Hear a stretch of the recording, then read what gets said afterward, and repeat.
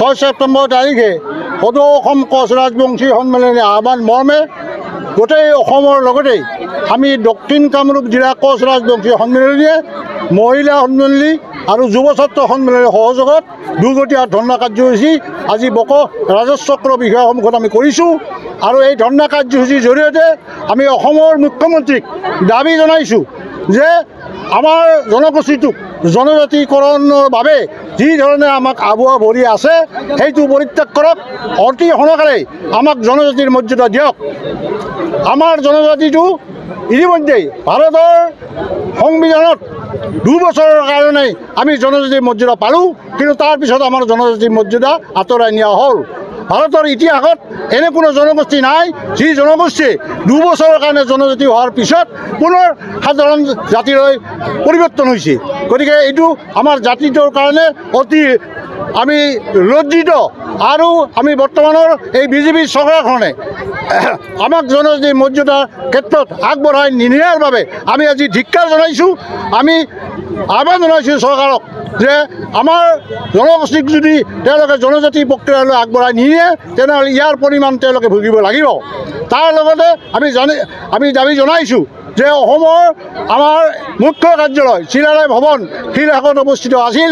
চৰকাৰৰ আহ্বান মৰ্মে আমি সেইটো উচ্ছেদ কৰাত কোনো আপত্তি কৰা নাছিলোঁ, কিন্তু অসমৰ মুখ্যমন্ত্ৰী মহোদয়ে আমাক চিলাৰায় ভৱন গুৱাহাটীৰ মাজমজিয়াত নিৰ্মাণ কৰি দিম বুলি প্ৰতিশ্ৰুতি দিছিল, কিন্তু সেই প্ৰতিশ্ৰুতি পালন কৰাৰ দূৰৰে কথা তেওঁ আমাক আলোচনাৰ বাবে সাক্ষাৎ আজি পৰ্যন্ত দিয়াই নাই।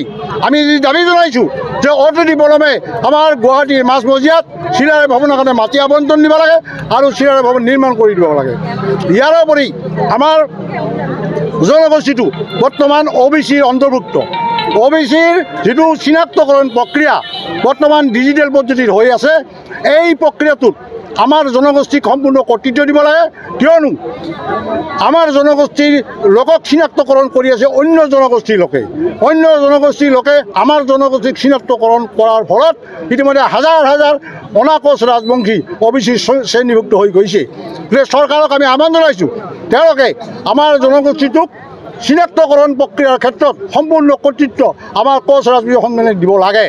ইয়াৰ উপৰি ৰূপসী বিমান বন্দৰ আমাৰ এগৰাকী ৰাজমাতাৰ নামেৰে নামাকৰণ হৈ আছে। এই নামকৰণটো বৰ্তমান চৰকাৰে সলাই অন্য ব্যক্তিৰ নামত দিয়াৰ প্ৰচেষ্টা চলাইছে।